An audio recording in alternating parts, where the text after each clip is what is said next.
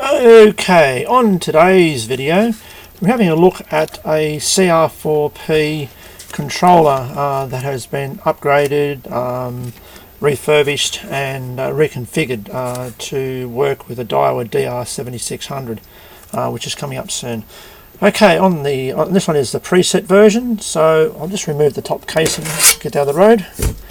On the front we have our dial preset, so we just dial it to where we want to go.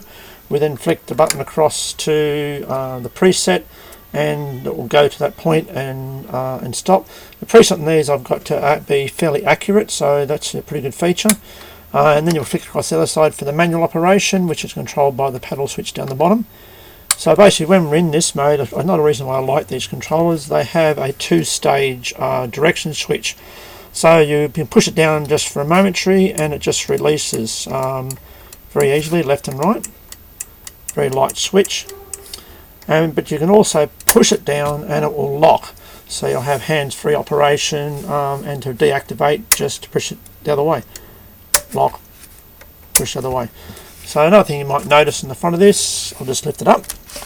I've actually installed two, get the light in the right position, two LEDs. Only little 3mm ones. This is for the limit light.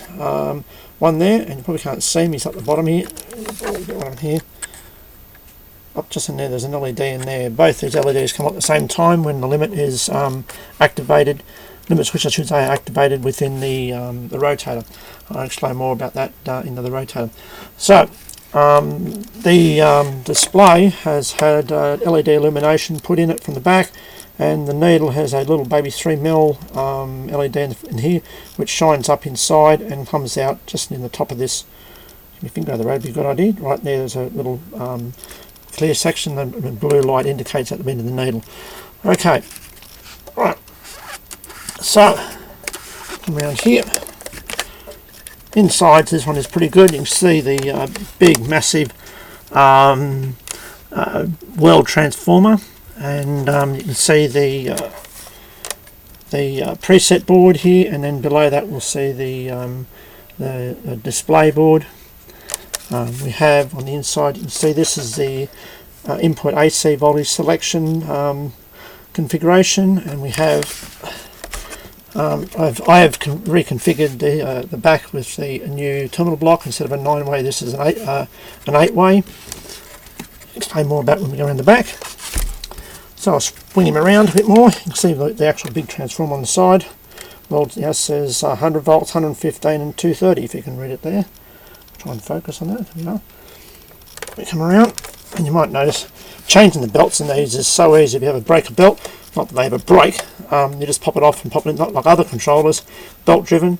They are a real pain to physically, you've got to pull the whole thing apart. To get the belt off, because it's normally right in the very front, up in the guts here, and then you've got to realign it and stuff around, and a bit of a pain in the posterior. So up here you'll see, this is the back of the LEDs, one there and one there for the display. I've reconfigured and modified the lens so it focuses the light sideways from the LED. As you know, an LED only has a very narrow beam width and doesn't shoot to the side. So I've actually fixed that little problem. And on this side here, you'll see, if you get the right one, I've put a couple of resistors to actually change the brightness of those LEDs. So, okay, let's spin around the back.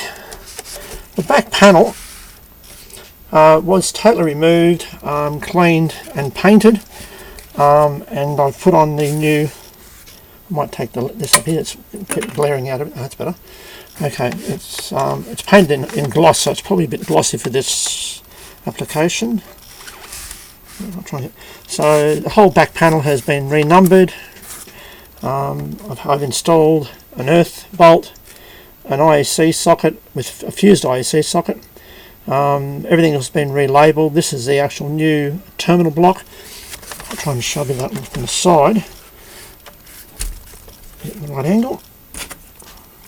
So it's much deeper than the original. It has a little cover that goes over. I just wanted to smooth it a minute ago. So that's it. So on here you can see behind this panel is the voltage selection. Just a matter of just undoing a screw and putting it back once you turn the power off, of course. And we have the preset adjust for the 360 degrees to adjust the actual the position of the pot of the preset. And we have down the bottom here, we have, you can see it, and this is needle adjust. All these labels have just been put on recently, so there we go. Now the actual, you might notice there's a screw missing up here. We only use 7 wires on this. There is multiple voltages on the output. I'm only working with the 28 and 31 volts, and so we changed that voltage screw. But the other one we'll be using the higher voltage. We just changed between 7 and 8, and the actual graph here, the chart. Probably can't read it, but not a problem. We'll try. Probably can't read it, but not a problem. It's probably in the instructions. So it just shows cable size, how many strands in the cable, and what terminal to use it on, and what meterage of that cable you use. So basically, the longer the cable, you've got the cable runs over here, and the size of the cable you're using. It just says to use the appropriate output terminal to get over your line loss and stuff like that. So there we go. It's not much else, but there'll be more of a video on this when I do the video and showing the operation of this. It'll be on the next video. So I'll pop the lid back on again. The front's been relabeled and everything, so it's a fairly tidy controller, this one. So there we go, there's a quick run around, and you'll see more in the next up and coming video. I'll catch you later. All good. There you go.